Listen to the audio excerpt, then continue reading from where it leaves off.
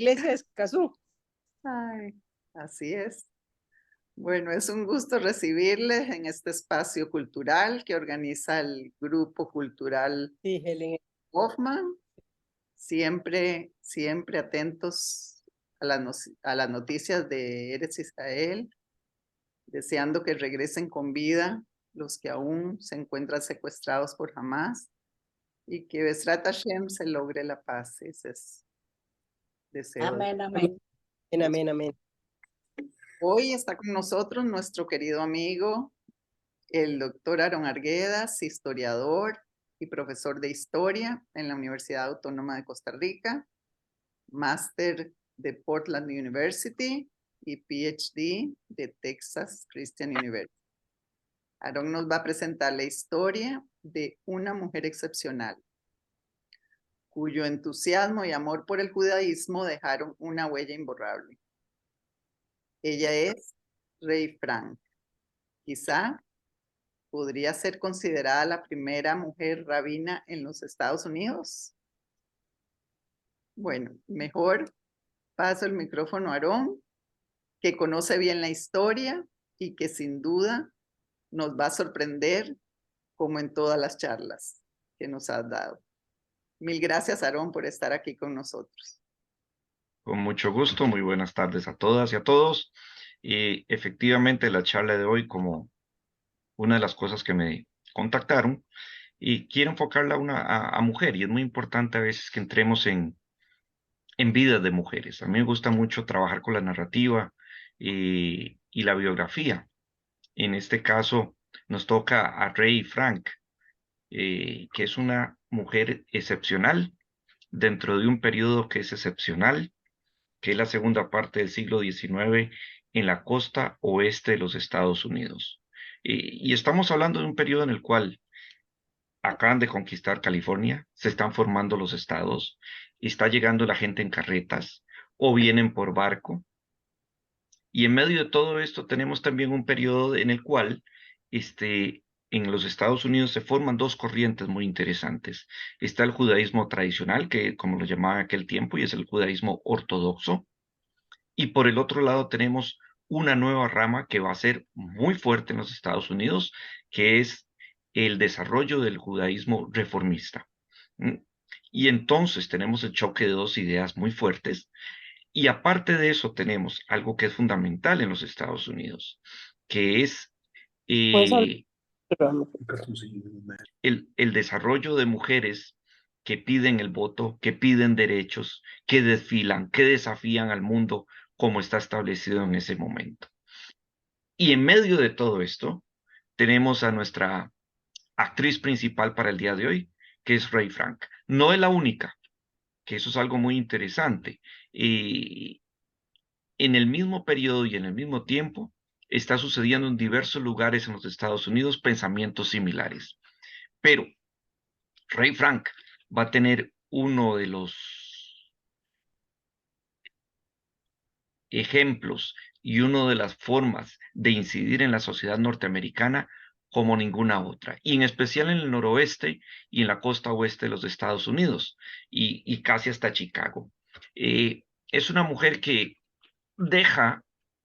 lo deja uno perplejo, en parte por todo lo que logró, y nos deja también un ejemplo muy interesante, que es algo que lo voy a repetir tal vez en varias veces, que como educadora que fue, sus alumnos van a ser parte de este proceso y lo vamos a entender conforme vaya haciendo la charla. Entonces, esa es más o menos la introducción un poquito. Vamos a compartir la pantalla y vamos a trabajar con Rey Frank. Entonces, déjenme nada más poner eso en modo de exacto. Oh, no, aquí ya no puedo entrar. A finalizar. Ok, vamos a entrar entonces acá. Ok, ok, ahora sí. La pueden ver ahí, ¿verdad? Sí. Sí. Ok, vamos a hacerla en grande. Ok, entonces vamos para atrás. Una mujer excepcional, yo le cambié un poquito el título y le puse una mujer judía diferente en los Estados Unidos de América, ¿Por qué? Porque la diferencia va a ser el cambio fundamental de todo este periodo. Ray Frank es algo fuera de lo común y a veces se topa uno estos seres que son excepcionales. No con, probablemente yo no, o todos no podemos pensar igual que ella, pero sí reconocemos parte de sus aportes que son muy fuertes y que dejaron una sociedad muy bien plantada para lo que vendría la otra parte. Ray Frank, entonces, tenemos que entenderla dentro del periodo, dentro de sus ideas y como mujer en un mundo patriarcal, en un mundo en el cual la lucha se da. Y lo que yo quiero trabajar hoy es un pequeño pedazo de su vida. ¿Por qué? Porque ella nace en el 61 y probablemente yo voy a llegar hasta 1890 y voy a hacer un recuento pequeñito de la última parte de su vida y esos. Me interesa más el periodo como educadora, el periodo que legó y que dejó. De ahí en adelante ella recoge con creces todo lo que plantó en los primeros 40 años de su vida y a partir de ahí es que ella disfruta otro tipo de vida. Esta es Rachel, conocida como ella se autollamó, Ray Frank. Eh, Obviamente es una fotografía que ha sido retocada, que ahora con los tiempos tenemos muchas formas de volver a ver las fotografías de blanco y negro que se retocan, que se pintan, y entonces podemos apreciar algo que es totalmente distinto en ese mundo. Y esto es parte de lo que se encuentra en The American Jewish Historical Society, que muchos de sus files están en internet. Eh, y esta es la fotografía más o menos hacia 1900. ¿Por qué 1900? Y es una de las cosas, ella se va a casar en 1901, a la edad de 40 años. Encontró su media naranja hacia 1898. Y su esposo va a ser de Odessa, lo encontró en Múnich cuando estaba de viaje allá. Se enamoran y se casan 3 años después y vienen en 1902 a vivir a California. Él, vamos a hablar un poquito más adelante, pero es todo un personaje. Su historia es algo fuera de lo común. Y vamos a empezar con algo muy interesante. Casi todos ustedes saben, Oakland, California, está al otro lado de la bahía de San Francisco. Ha sido un espectro liberal casi en todo el tiempo. Ahí está Berkeley, que es una universidad muy liberal, de pensamientos muy liberales. Y aquí no escapa lo que vamos a tratar hoy. ¿Por qué? Bueno, yo viví en el noroeste. Casi todas las primeras sinagogas que van a ver en Oregon y que van a estar también en Seattle van a ser primeras, dentro de las primeras vamos a encontrar sinagogas reformistas, que esto no sería nada del otro mundo. En Oakland, California, vamos a tener el establecimiento de la comunidad. En San Francisco estableció una, ellos van a ser personas que viven al otro lado. En este caso hablaríamos del Templo Sinaí, una sinagoga que empezó con rito ortodoxo o tradicional, como se llamaba en aquel tiempo, en un inicio, una comunidad organizada hacia 1875, prácticamente, y que es la comunidad más antigua al este de la Bahía de San Francisco. ¿Okay? Hay dos miembros famosos de esta comunidad, del Templo Sinaí.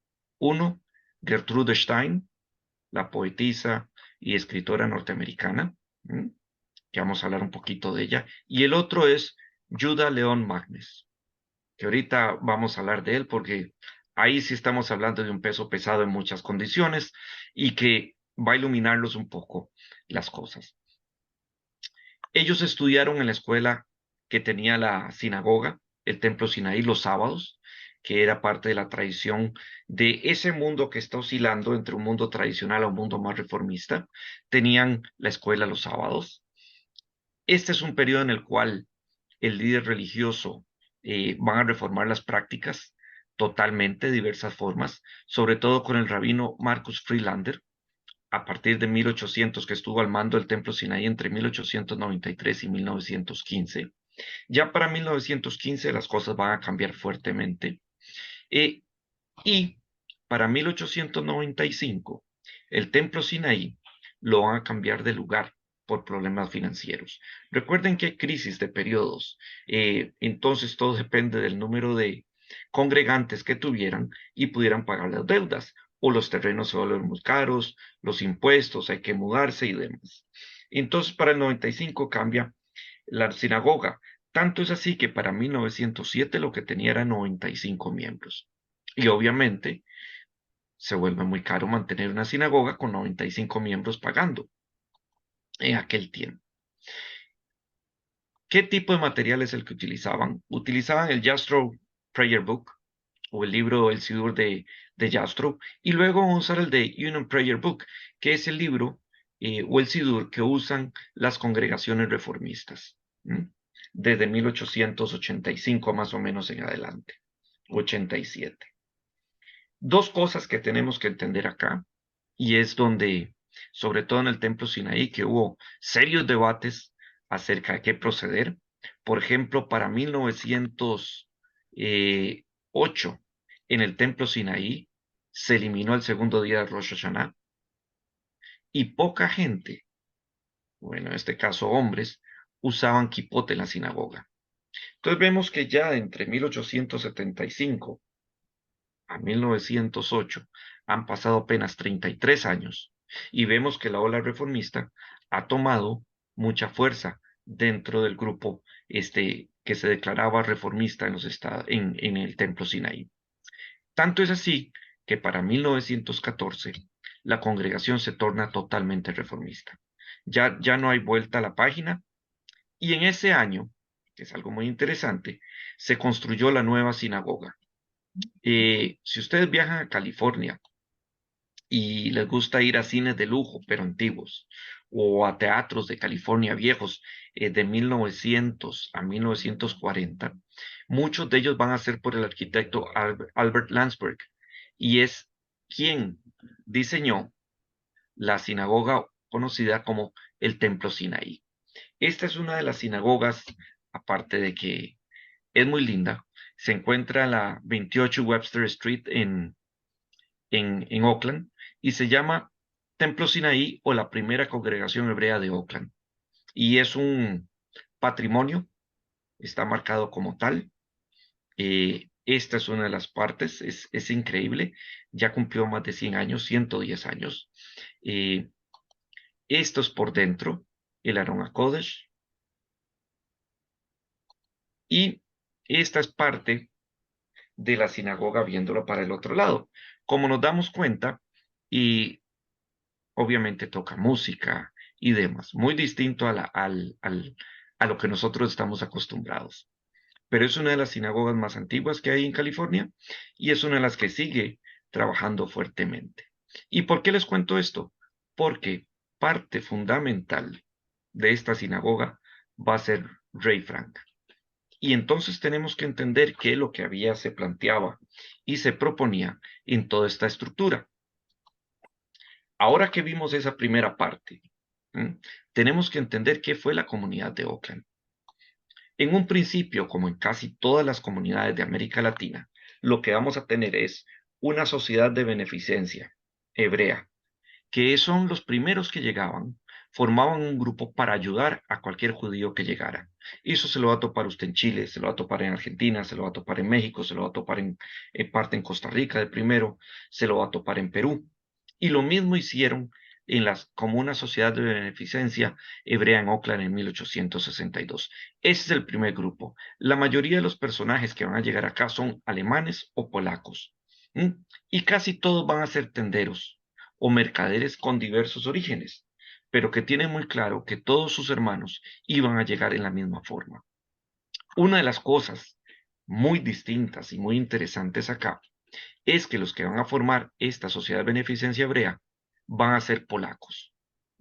Casi todos o un grupo muy grande de Poznan, que son los que van a llegar. Entonces, cuando hablamos de que el rezo que utilizaban es el rezo polaco, sería un rezo muy parecido a lo que nosotros estamos acostumbrados acá en Costa Rica. Ahora bien, como una sinagoga que inició tradicional, entendemos que en un principio hombres y mujeres se sentaban separados. Sin embargo, hay diferencias entre aquellos que son tradicionalistas y en los nuevos grupos que llegan. ¿Por qué? Porque van a llegar judíos ya con la Escalá, judíos con ideas reformistas alemanes, y entonces, o de Bohemia o diversos lugares, y entonces la Sociedad de Beneficencia y el Templo Sinaí estuvieron en contradicciones y se unieron hasta 1881. A partir de ahí empieza un choque de ideas muy fuerte. ¿Por qué? Porque el nuevo presidente en 1881, David Hirschberg, convenció a un grupo, que era mayoría, en hacer reformas. ¿Okay? Y entonces este tipo de reformas no es que a él se le ocurren. Todas estas reformas las trae de los movimientos reformistas que hay en el este de los Estados Unidos y que obviamente facilitan la vida de aquellos que quieren practicar judaísmo. ¿Por qué? Y veamos algunas de las reformas que propuso Hirschberg en, en, en, en el templo Sinaí. Uno, música con órgano. Aquello era un cambio radical. Dos, un coro mixto de judíos y cristianos. Tres, rezar sin minyan. O sea, ya no era obligatorio el minyan. Entonces, esto logra que los dos grupos se separen. Y los que van a seguir con el templo Sinaí va a ser el ala reformista. Aunque, y tenemos que entender que estas son las primeras reformas. No se han llevado a cabo mucho más, porque entonces el choque sería muy fuerte. Una de las cualidades fundamentales acá son los guías espirituales. Y en este caso, el rabino Meir Salomon Levi va a ser un personaje muy interesante dentro de la vida de la comunidad del templo Sinaí. Es un rabino ortodoxo con ideas progresistas y que estuvo a cargo de la comunidad por 10 años, 1881-1891. A pesar de que permitió estas reformas, consideró que su trabajo era guiar a la comunidad. Así que, entonces, una de las cualidades que hizo fue dejar que se hicieran o que se permitieran los cambios que le dije, pero al mismo tiempo se resistió a que se usara el libro de Isaac Mayer Wise, cual Minhag América, que era un libro totalmente reformista, que salió hacia 1885 y se adaptó a diversas comunidades en los Estados Unidos. Hasta ahí resistió el rabino Meyer Salomon. Sin embargo, esto va a ser casi insostenible para 1891, por lo cual va a terminar que saliendo de la comunidad. Los tradicionalistas no aceptaron mucho, se salieron y fundaron la comunidad ortodoxa de Bet Yaakov. Entonces, uno de los primeros problemas acá, como estaban los dos grupos, es la construcción de la sinagoga. Obviamente, la primera sinagoga va a iniciarse en 1878 con un capital de $8,000 de aquel entonces, que siempre es mucho dinero. Y ahorita vamos a hablar un poquito de diversos templos para que ustedes vean una de las cualidades fundamentales.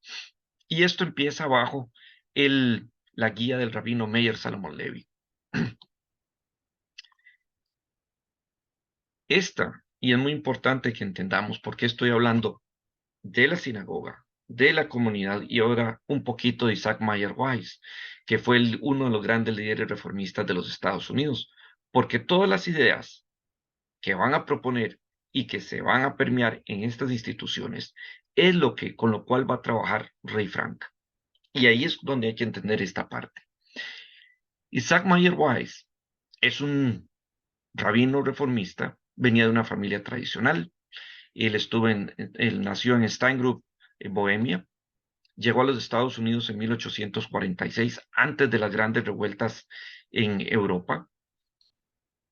Y primero estuvo en Albany, Nueva York, sirviendo en una comunidad que tenía ideas reformistas llamada Betel.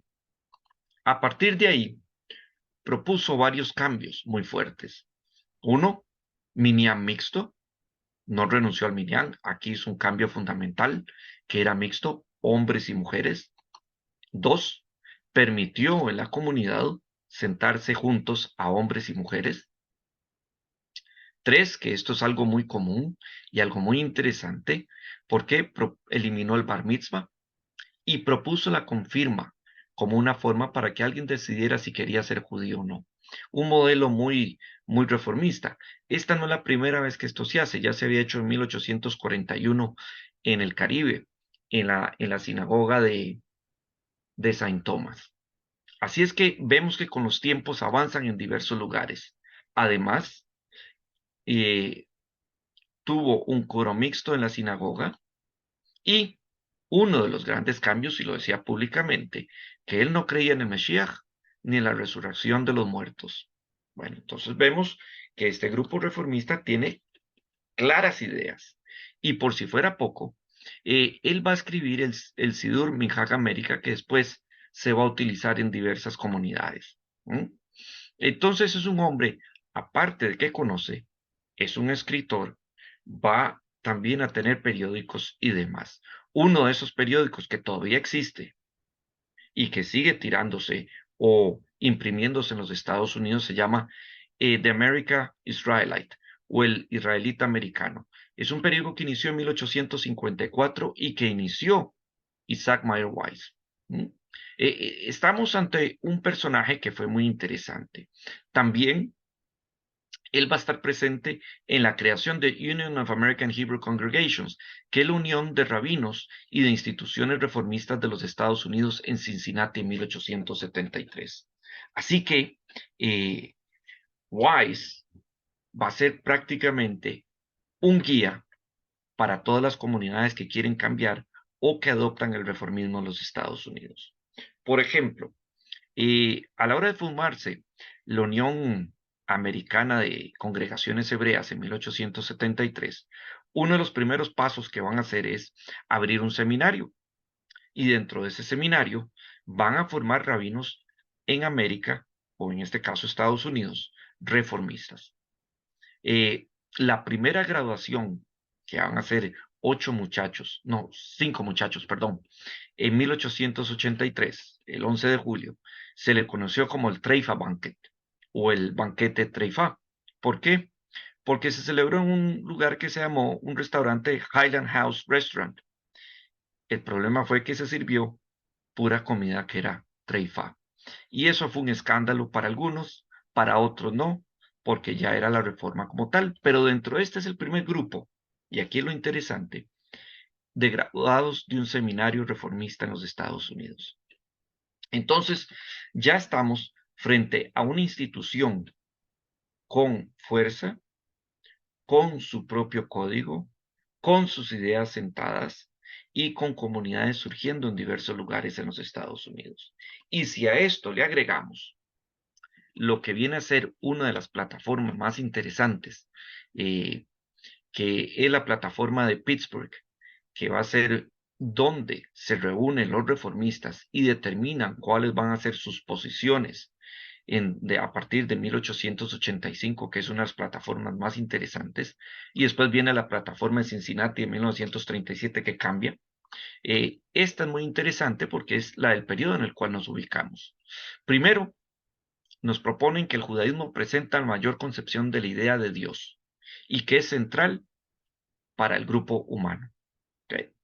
2, reconoce el valor de las escrituras y que éstas no contravienen la modernidad. En ese caso, mucho que tiene que ver la ciencia, que es un debate que está hasta hoy en día. 2, y ellos se referían al término que se usaba en aquel periodo para el territorio de Israel, que en este caso era Palestina. Rechazo de las ideas en Palestina y adherencia a la vida moderna, o sea, que renunciaban a volver a Israel y vivir donde estaban como ciudadanos. El tercero, rechazo a las leyes dietéticas, rechazo a las tradiciones de los sacerdotes de Israel, rechazo a la pureza y rechazo a la vestimenta que se seguía tradicionalmente en el judaísmo. Son cambios muy fuertes para un periodo. Lo otro que también define la plataforma de Pittsburgh es los judíos son una comunidad religiosa y por lo tanto, como grupo religioso, no buscan el retorno a Palestina, en este caso a Israel, tampoco los sacrificios sacerdotales, ni tampoco las leyes que se establecerían en un Estado judío. No están de acuerdo con eso. Okay. Y el judaísmo como una religión progresiva, que así la ven, bajo los postulados, y aquí es algo muy interesante, de la razón. Ese es algo fundamental que lo llevan prácticamente hasta hoy en día. Rechazo a la resurrección, rechazo al Gehenna y al Gan Eden. ¿Okay? Y una de las cosas que me pareció más interesante de toda esta declaración de Pittsburgh, porque va con los tiempos también de la formación de sindicatos, de justicia social, la relación entre rico y pobre, que es algo que va a salir mucho en este periodo, dice que debe ser resuelta por la justicia, y en este caso la justicia social. Entonces vemos que es un grupo progresivo, es un grupo que plantea sus ideas sin miedo, no titubea, y no necesito decir acá que no van a ser sionistas, que esa es una de las pifias más grandes que va a tener tal vez esta plataforma de Pittsburgh, y no todos los grupos reformistas se van a declarar antisionistas, pero siguiendo la plataforma, muchos no van a seguir eso. Entonces van a tener ese problema. Después en el 37 van a cambiar esa posición. Ahora bien, cuando volvemos a ver los templos, que es la forma en que le llaman a la sinagoga, que es para diferenciarse de los grupos ortodoxos, tenemos que el templo Sinaí es muy interesante. ¿Por qué? Porque este es uno de los dibujos, es el templo Sinaí de 1887 a 1913. Y este es un dibujo de 1889. ¿Okay? Noten las dos torres, es más parecido a una iglesia, pero va a ser un diseño muy interesante. ¿Por qué? Porque este es el traslado que hacen en 1896. Tienen que cambiar de un lugar en el mismo Oakland a otro, y esto es como se llevan a la sinagoga o al templo. Lo parten, lo mudan y de esa manera no tienen que construirlo. Pero aquí vemos totalmente que es de madera, eh, con las torres al frente, que es un diseño muy particular del periodo. Ahora, si nosotros comparamos este templo con los otros templos reformistas, algunos más antiguos, vemos que hay una similitud de diseño. Por ejemplo, este es el templo Sinaí de Nueva Orleans, que se construyó en 1872. Vean lo mismo, con un estilo morisco, las dos torres que parecen rimonín y con las tablas en el medio y cuadrado. ¿Okay? Este es un estilo. Y el otro que es muy interesante es este, el, el Plum Street Temple, o que también se le ha conocido como Isaac Weiss o Isaac Weiss, el templo de Isaac Weiss. Este es de Cincinnati, el lugar donde empezó gran parte del movimiento reformista. Y este fue inaugurado el 24 de agosto de 1866, o sea, terminando la Guerra Civil de los Estados Unidos. Se inaugura un templo reformista en Cincinnati, que todavía está, y en ese tiempo, si lo comparamos con lo que estuvimos hablando un poquito del de Templo Sinaí, que costó $8,000, este costó $275,000. Y estamos hablando en 1866. O sea, es un cambio muy grande y probablemente tenía una feligresía mucho más grande. ¿Mm? Por el tamaño del templo, por las tres puertas, por todo esto. Este está hecho con ladrillos, con un lujo mucho más grande. Y claro, Cincinnati en ese tiempo era el centro, uno de los grandes centros reformistas que tenía los Estados Unidos. De aquí, entonces, esto era para que ustedes entiendan más o menos qué es lo que está pasando. Ahora vamos a entrar a la segunda parte con Rachel o Rachel Ray Frank. Y esto nos va a llevar. Esto lo primero que tenemos acá es una carta que ella firma. Aquí está su firma, Ray Frank. Esta es de una carta sin fecha en Londres que debe ser probablemente entre 1898 a 1900. Eso se encuentra en los archivos que maneja la American Jewish Historical Society en una colección que es de Philip Cohen, que es muy interesante y que uno tiene acceso y demás y puede ver cartas, puede ver de todo. ¿Quién era Rachel Frank? Sabemos que sus padres eran Bernard y Lea Frank, eran polacos, creció en un hogar tradicional ortodoxo judío, ¿no? Pero, y aquí está el cambio, y son cambios de los tiempos, eh, con, con una mente liberal. Ella nació en 1861 en California, en Oakland, en San Francisco, perdón. Y vean que estamos en un periodo muy interesante porque apenas han pasado 14 años, o 13 años, perdón, desde que los Estados Unidos tomó California. Y entonces estamos ya con un desarrollo de comunidades judías, de oportunidades, gente viniendo de Europa, emigrando a buscar vida. ¿Qué sabemos de ella? Que es una mujer reconocida como líder en asuntos religiosos judíos. Y ahorita vamos a entrarle un poquito a eso. Excelente oradora y presentadora fuerte de sus ideas y sin miedo. Estamos hablando de un periodo en el cual el patriarcado era lo más fuerte que había. Y lo otro, que abrió la puerta o al menos inició una discusión para que los grupos reformistas ordenaran mujeres como rabinas en los Estados Unidos. Ella abre esa puerta, pero eso no se va a producir hasta 1972. ¿Okay? Entonces, de aquí en adelante, lo que me gustaría es presentarles parte de esta historia, pero es una historia en 40 años. No vamos a ir a su vida posterior, pero es algo increíble. Y como les dije desde un inicio, la educación juega un papel fundamental. No tanto cómo se educó ella, sino a quiénes educó y cuál fue su legado. Todos los que hemos enseñado o somos profesores, tanto de escuela, colegio o universidad, ustedes saben que el legado que uno deja a los alumnos es para toda la vida. Igual, lo que uno adquiere de sus profesores es para toda la vida. Así es que la educación en California es algo muy interesante, porque ella nace el 10 de abril del 61, hija de inmigrantes en San Francisco. Se acopla rápidamente a la vida norteamericana. Fue alumna y se graduó del Sacramento High School en 1879. Y cuando vemos esta parte, entendemos algo. Fue una escuela pública, a pesar de que su casa era tradicional. Al concluir la escuela, y estamos hablando a los 18 años, se va para un lugar que se llama Ruby Hill, Nevada, en el puro centro de Nevada. ¿Por qué Ruby Hill? Recuerden que estamos en aquel periodo de la minería, que los pueblos se hacen, se crean y se van. Este pueblillo de Ruby Hill llegó a tener 2.500 personas, pasaba el tren, habían oportunidades, de 2.500 personas con costos habían 100 judíos, y había una oportunidad porque ahí vivía su hermana.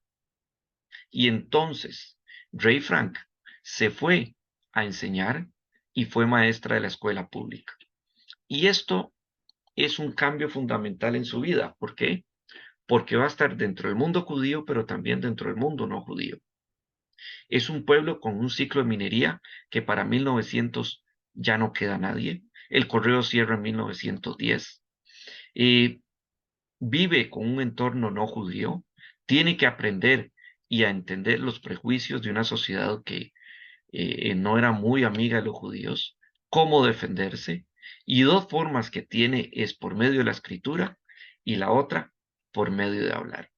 Y este es un lugar, que esta es una de las citas muy interesantes, cómo defenderse y entender el prejuicio contra el judío. Y eso va a ser algo que va a marcar la vida de Ray Frank.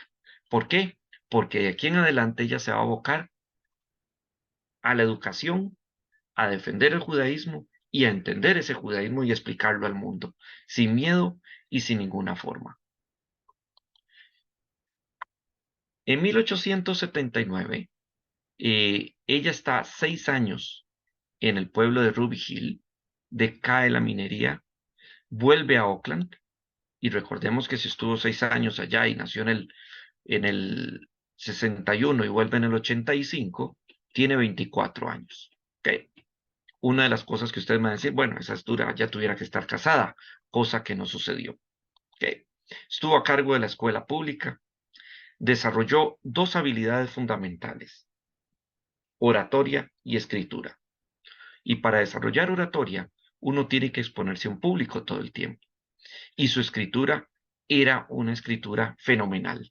¿Por qué? Porque escribía sin miedo, escribía en los periódicos. De ahí que escribe su primer artículo sobre educación en este periodo en que estuvo en Ruby Hill. Para mantenerse cuando vuelve a Oakland, daba clases privadas de literatura y otro que es muy importante, dicción, que a veces a nosotros se nos olvida, pero dicción es la forma de elegir y distribuir palabras, pensamientos en la forma, en el discurso que uno quiere llevar adelante. Y aquí es donde ella fue una maestra de cómo hablar, porque a veces hablaba durante una hora y media y cautivaba al público. Y estamos hablando de un periodo en el cual no hay micrófonos, en un periodo en el cual, con solo decir que una mujer iba a hablar, mucha gente rechazaba esa idea. Pero estamos en un cual que ella tenía una audiencia que eran hombres y mujeres por igual. Además, y aquí hay un cambio radical, cuando vuelve a Oakland, se matriculó en la Universidad de California, en Berkeley, a llevar clases de filosofía. No se graduó como tal, pero recordemos que la filosofía es el arte de debatir y el arte de interpretar. Entonces, muy análogo a su pensamiento, lo que tenemos es que es un líder en formación. En este caso, va a llevar a extremo esa formación. Y por si fuera poco, esta es una de las fotografías que conseguí del pueblo de Ruby Hill en Nevada, que está en el puro centro del estado. Si vemos, es un típico pueblo minero. Esto es hacia 1875. La mayoría o la cantidad de habitantes que llegó a tener este pueblo fueron 2.500 personas, de los cuales 100 eran judíos. Eran oportunidades de aquel periodo, pero en 10 años se terminó la aventura y se devolvió. Típico de aquellos pueblos que eran casillas de madera. Hoy puede ir uno acá, es un pueblo abandonado, no vive nadie. Ahora bien, retornando a la educación judía, que esta es la parte que nos toca fuertemente. Ella nunca abandonó la educación judía. ¿Por qué? Porque cuando retornó, pasó a ser maestra de Oakland, de la congregación de Oakland, la primera congregación hebrea de Oakland. Y aquí hay que entender que las clases de esta sinagoga eran los sábados, probablemente después del rezo en la tarde, donde todos los niños asistían y se les enseñaba lo que tenían que enseñar. De ahí en adelante es que ella utilizó los conocimientos y habilidades adquiridas en su experiencia en la vida pública para trasladarlo a la educación judía, solo que ahora le iba a dar el toque de Yiddish. ¿Qué fue lo que ella hizo? Porque aquí es donde cambia todo.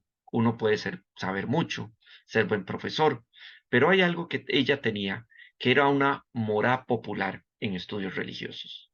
¿Ok? Entonces sus alumnos no escapaban de las clases, llegaban a las clases. Su popularidad no era solo con los alumnos, era con los adultos también. La gente iba a sus clases. Y ahí está un cambio radical y fundamental. Cuando el rabino Meyer Salomón Levi, que hablamos a un inicio, que estuvo en la comunidad desde 1881 a 1891, renuncia, ya por todas las rencillas y todos los problemas que había, a ella le ofrecen nombrarla directora de la escuela. O sea, es un cambio por encima de todo. Y ella lo que decide es que va a seguir dedicando su tiempo a enseñar, pero a temas judíos por medio de la educación y la oratoria. ¿Okay? La fuerza de los discursos va a tener una pieza fundamental en su vida, más la educación judía, más su conocimiento acumulado de vida judía. Tanto es así que sus ideas quedaron muy claras por medio de la pluma y siempre fue una defensora del judaísmo. Que esto lo vamos a ver de una manera muy interesante. Este es uno de los dibujos que existen de la primera congregación hebrea de Oakland de 1886. Entonces, nos enfrentamos ya a ese grupo que han crecido con todas estas ideas reformistas.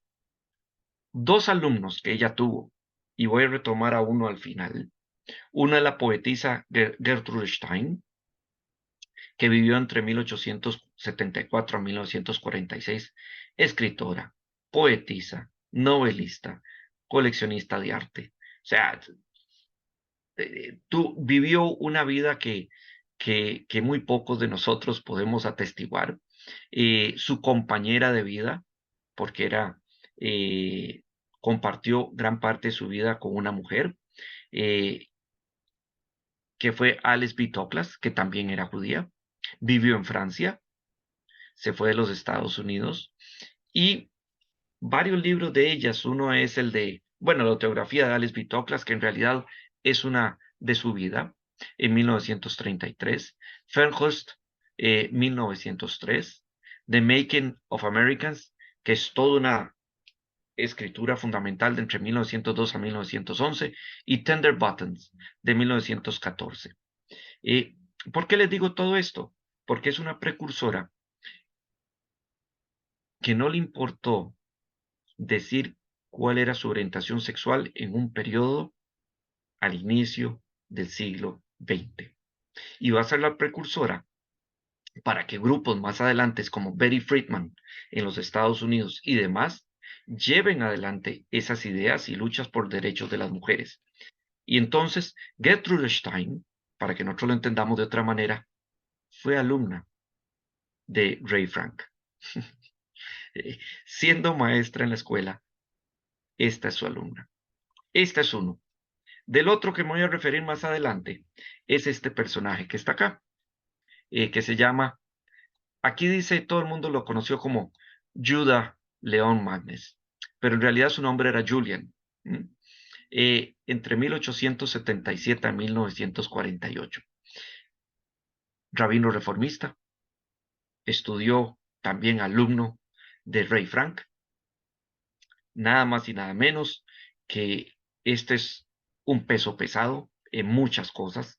Gertrude Stein fue algo increíble, pero cuando hablamos del maestro o del rabino reformista acá, no solo era reformista. En el mandato de Palestina, fue uno de los primeros rabinos reformistas allá. Dos, era pacifista y estuvo en contra de la guerra, de la Primera Guerra Mundial. De acuerdo a sus ideas en aquel periodo, él creía un estado binacional, judeo-árabe. Esos eran sus planteamientos en un inicio. Pero vean ustedes la parte más interesante. Y aquí es donde uno vuelve a ver todo esto, y a mí me encanta lo que es la historia y los nexos. El profesor Jeffrey Barraclough, que siempre daba historia inglesa, hacía conexiones, que de hecho tenía un programa que se llama Connections, que era increíble. Pero aquí es donde vemos la otra parte. ¿Por qué? Este chiquillo que fue alumno de Ray Frank llegó a ser el primer canciller de la Universidad Hebrea de Jerusalén, 1925, y presidente de la Universidad Hebrea de Jerusalén del 35 a 1948. ¿Quién vino? ¿De dónde? Oakland, California, y termina en Eretz Israel. Esa es una parte. Los dos alumnos. Al final vamos a terminar con algo parecido, pero esto es cuando uno visita la Universidad Hebrea, el primer presidente y el primer canciller, Judah Leon Magnus, que en esta historia tiene mucho. Y casi todos los que visitamos la Universidad Hebrea es uno de los nombres que uno se acuerda, pero al instante, porque es el precursor, fundador y demás de la Universidad Hebrea. ¿A qué se dedicó también el Ray Frank?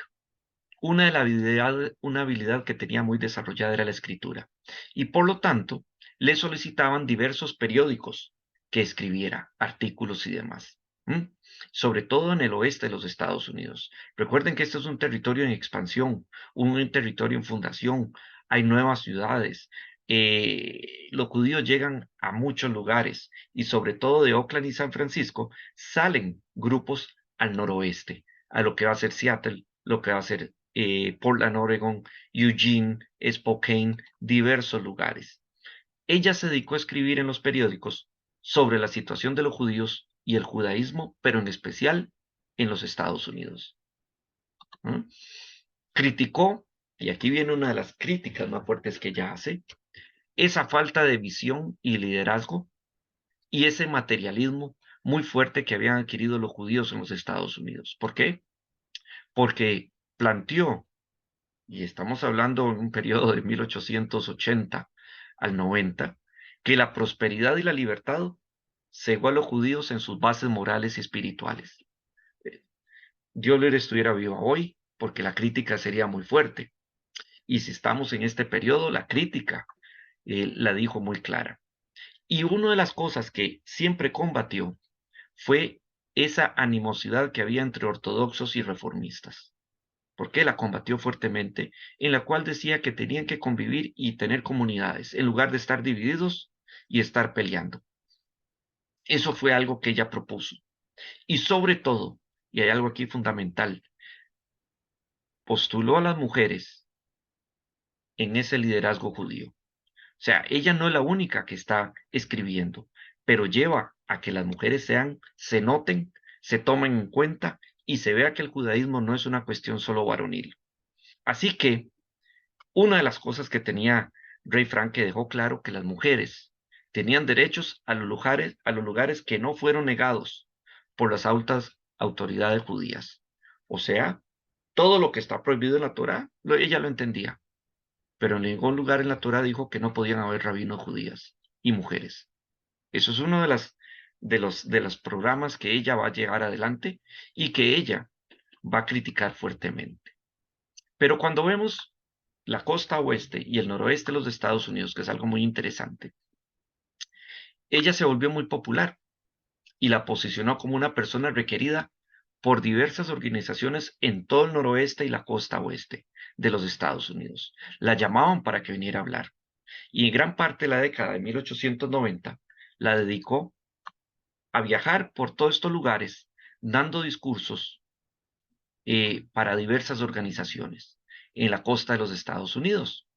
¿La llamaron quiénes? B'nai B'rith, sociedades literarias, grupos femeninos en sinagogas ortodoxas y reformistas, ¿eh? Que es algo muy interesante, que la llamaban y que ella asistía. Y sus discursos, como les dije, en algunos casos duraban una hora y media. Y la gente se quedaba ahí. Ella daba discursos, charlas, sermones, dirigió rezos y en algunos casos hasta leyó la Torá. O sea, estamos con una mujer de armas tomar. Y el 17 de abril de 1893, el periódico Register Guard de Oregon publica una noticia, una información muy interesante. Puso que informó en un articulito pequeñito que Miss Ray Frank, una mujer educada en Oakland, California, iniciará estudios para ocupar el púlpito judío. ¿A qué se refería con eso? La primera mujer rabino en los Estados Unidos, cosa que no. La realidad es que Ray Frank siempre dijo que ella no quería ser rabina, ni quería entrar en esa discusión, pero no se oponía. No era el momento. Habían otras luchas. Por ejemplo, que es un del San Francisco Examiner, le llaman la dama del templo. Y entonces viene todo un artículo sobre cómo se hace un estudio de teología de una mujer judía. Y todo esto es accesado de distintos periódicos. Y entonces dicen que es la primera mujer desde Débora que predica en una sinagoga. Vean ustedes hasta dónde estábamos llegando con las ideas progresistas o ideas en las cuales a la mujer se le daba un campo muy fuerte en la sociedad norteamericana. Y en este caso estamos hablando de comunidades tanto reformistas como ortodoxas. O sea, es un cambio y en 1892. Este otro que tenemos acá es el que dice de San Francisco Chronicle, que es de 1893, en donde dice la primera mujer rabina. Entonces, algo muy interesante, ¿por qué? Porque nos traen todo esto que se estaba planteando en aquellos tiempos. ¿Eh? Y tiene que ver mucho porque otros grupos cristianos ya habían puesto mujeres como sacerdotes o las habían ordenado. Y entonces vemos que hay una lucha en la cual de que la mujer adquiera o se empodere. Y en vemos que viene de California, pero estaba sucediendo parte de esto en Chicago y en otros lugares de los Estados Unidos. Entonces, y aquí es donde viene una de las partes más interesantes. Ray Frank visitó, como lo llamaban, a diversos lugares del noroeste. En el otoño de 1890, fue invitada a Spokane Falls, lo que conocemos hoy como Spokane, Washington. En este lugar es donde se transformó realmente en una líder judía. ¿Por qué? En la víspera de Hagim, o sea, de Rosh Hashanah, Yom Kippur, estando allá, le invitan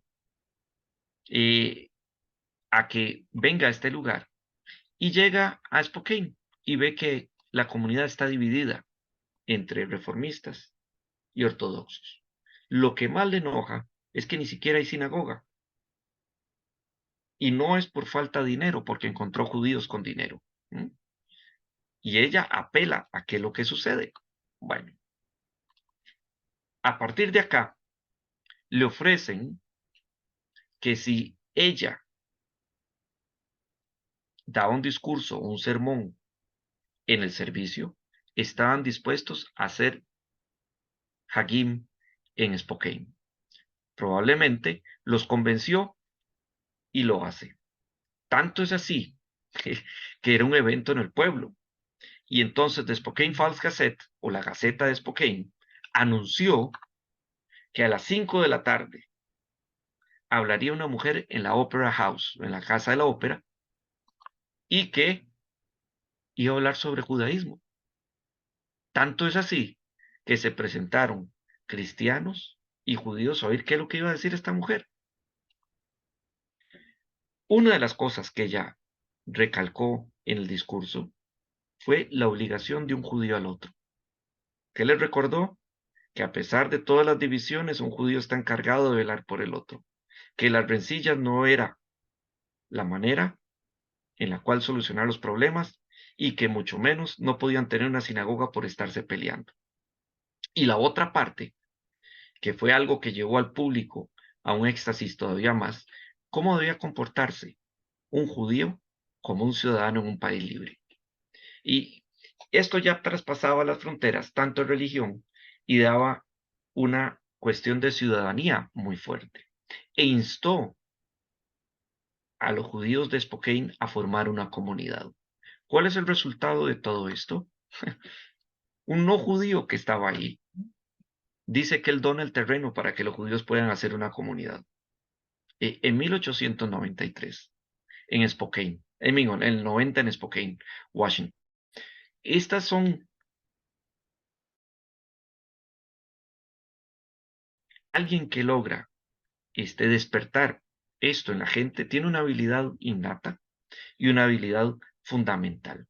Si nosotros vemos un mapa y vemos acá abajo que está Oakland, Nevada, donde estuvo en el puro centro, y si vamos a Spokane, Washington, que está acá, casi con la frontera con Idaho y con Montana, nos damos cuenta que son territorios inmensos. Solo Oregon es 5 veces Costa Rica. Y que en ese tiempo haya viajado por todos estos lugares defendiendo el judaísmo, una mujer hablando, es, es algo que nosotros no lo podemos ver todo el tiempo. Supuestamente, este es el Auditorium Theater, que le llaman así, en Spokane, Washington, que era donde estaba el Opera House y fue donde habló Ray Frank en 1890, en el otoño. Y este es tal vez el último punto que vamos a trabajar acá, debido a su popularidad y al empoderamiento que estaba llevando adelante las mujeres en los Estados Unidos, en este caso las judías, se llamó el Congreso de Mujeres Judías en los Estados Unidos en 1893. Es el primer congreso.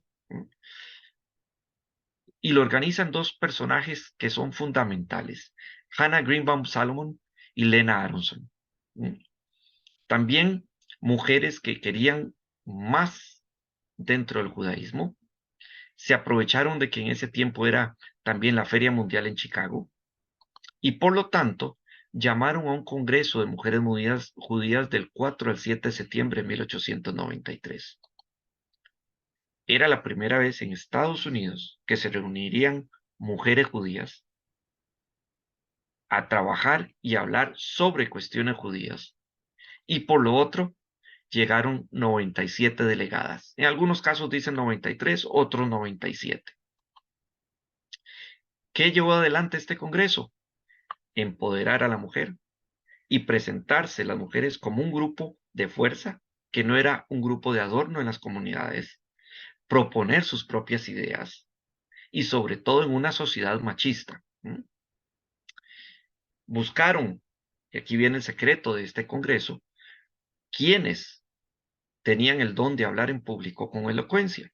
Obviamente, quien va a abrir el Congreso no va a ser nada más que Ray Frank, con una representante de lujo que fue la que abrió con una bendición y terminó también con una bendición, y que su discurso se llamó La mujer en la sinagoga.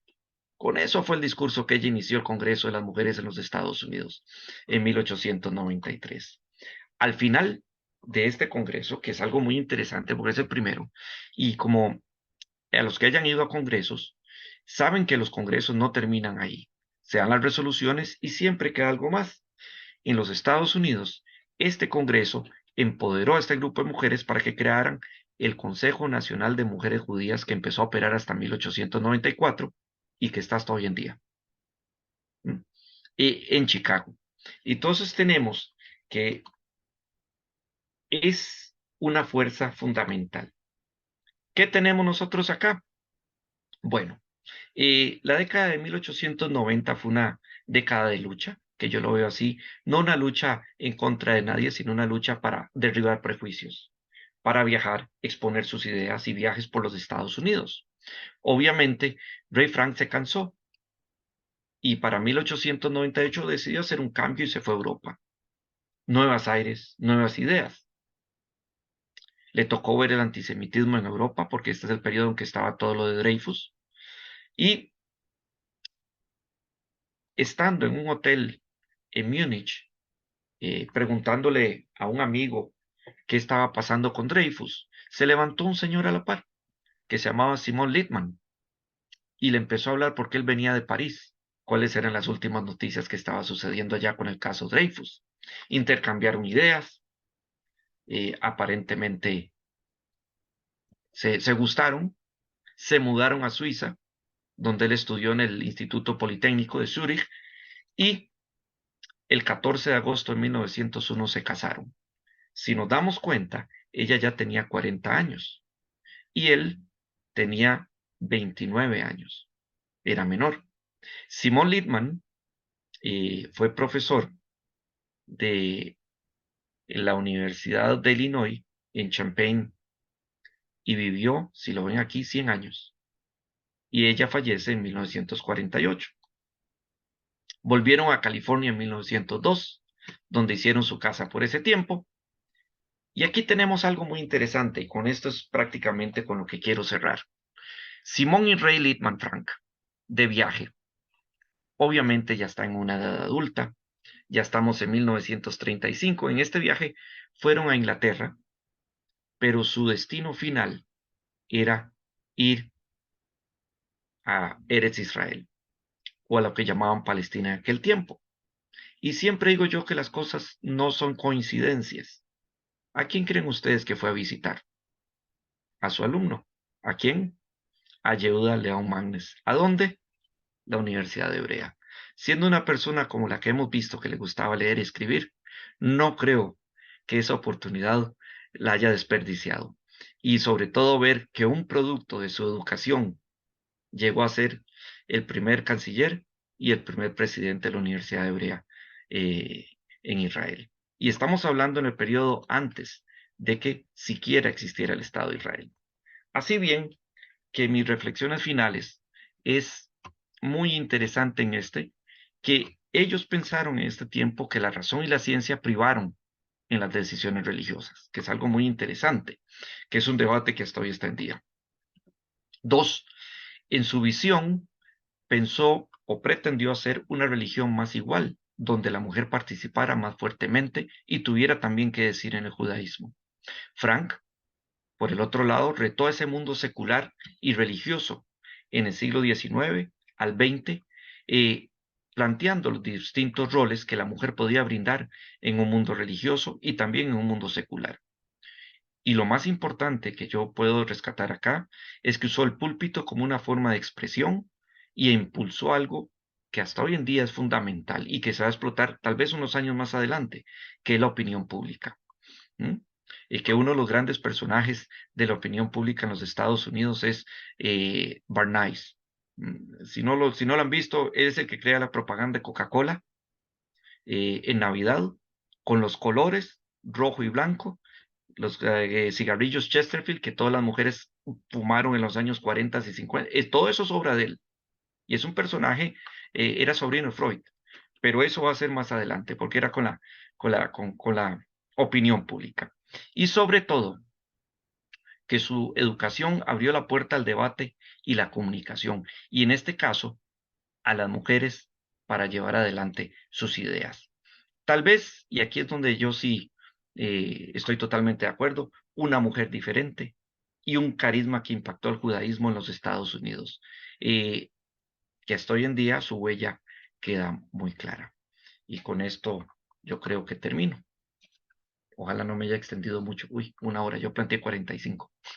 No, está perfecto, perfecto. Pero en primer lugar, mil gracias, Aarón. Siempre extraordinaria tu exposición. Además, el tema interesantísimo, novedoso y un tema totalmente actual, todavía se discute. No ha sido muy claro y todavía grandes discusiones respecto a Israel.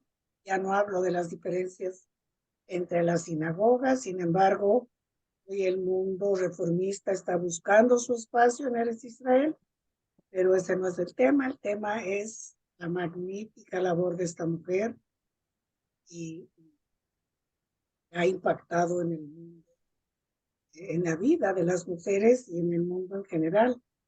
Así que muchas gracias, Aarón, y vamos a abrir espacio para preguntas.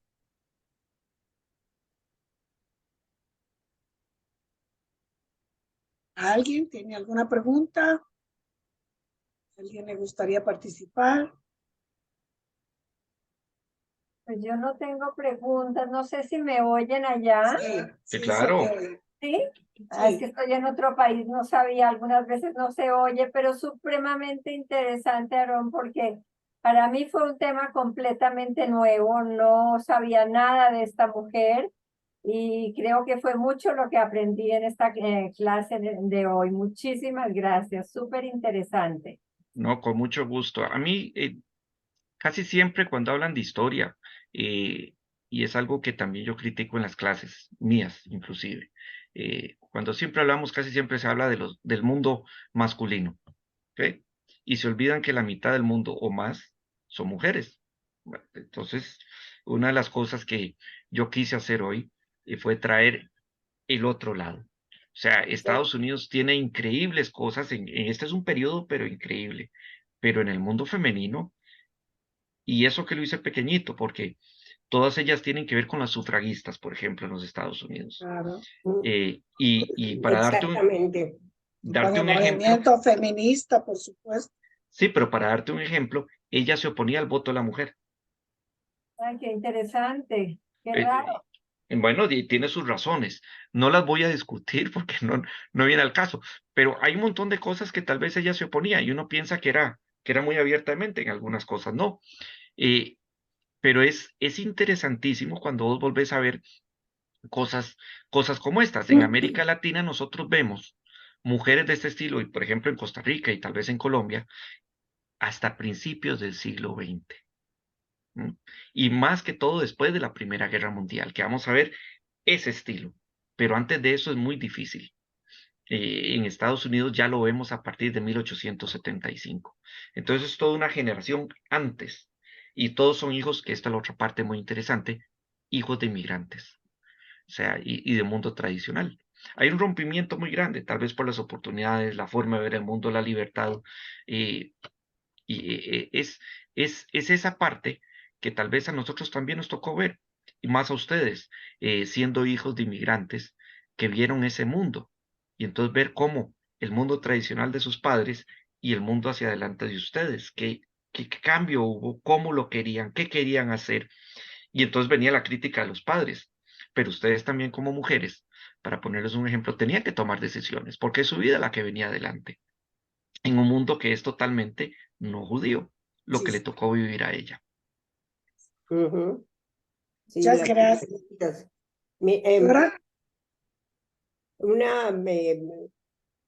Es exactamente en la misma época de las sufragistas en los Estados Unidos que hubo la revolución de los grupos femeninos nacionales para incorporarse a las, o sea, al poder de político y al poder religioso. Y me llama la atención que sea una judía la que haya impulsado todo eso, porque en las reformas de los grupos femeninos, por ejemplo, aquí en Costa Rica nunca se habla de un judío, sino siempre los grupos feministas de Estados Unidos, que no se dice que fue una judía la que impulsó todo eso. Hay varios personajes. Yo estoy hablando de una, porque ella es de la costa oeste, y entonces tuvo una influencia muy grande, pero vos tenés Nueva York, que era el foco número 1, tiene que haber mucho, pero estaba también Greenbaum, como te dije, Salomon, y estaba también Lina Aronson. Lina Aronson es una historia increíble, pero estas son del centro de los Estados Unidos. La construcción de Chicago, por ejemplo, ahí está Greenbaum, Salomon.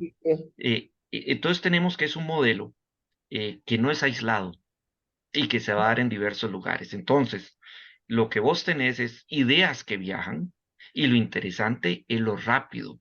A veces pensamos que el mundo es muy lento. Yo no compro esa idea. Siempre la forma y las ideas cambian rápidamente y viajan rápido. Hay algo que uno no puede combatir. Cuando alguien cree realmente en las ideas es muy difícil ganarle. Es muy difícil. Son libres. Son totalmente ¿alguien tiene libres. alguna pregunta más? Ay, qué Bueno, eso. hoy es la última charla de este año del grupo cultural doctora Celia Hoffman. Y bueno, cerramos con broche de oro con una maravillosa charla. Una pregunta. Todos los grupos sufragistas que comenzaron en Nueva York estaban adheridos a esa mujer, o sea, No. no. No, ella le gusta más trabajar con el judaísmo. Es Susan B. Anthony, que es una de las primeras que va a empezar con muchos movimientos.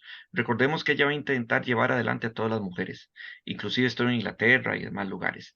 El movimiento sufragista no ve religión, ve a las mujeres como un grupo oprimido que deben de votar y ser partidarias y ser parte de una nación. Creo que todo este grupo de mujeres también van a estar de acuerdo con eso. No está mezclando la religión con ello, porque entonces ya rompería muy fuerte toda esa parte. Pero gran parte, creo yo, de este grupo de mujeres van a estar a favor de que las mujeres voten. Recordemos que el primer país que le otorga el voto a la mujer es Nueva Zelanda. Exactamente. Bueno, como les decía, cerramos con broche de oro este año.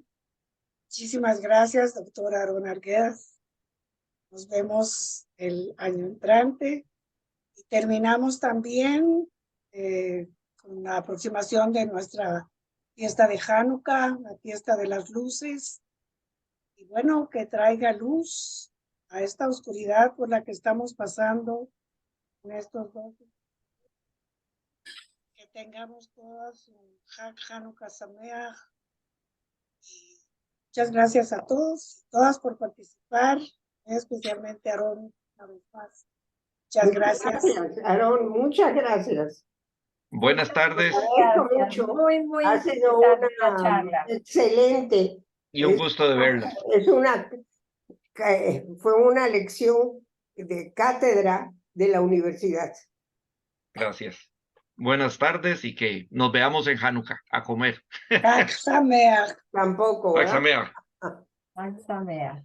Axamea. Axamea.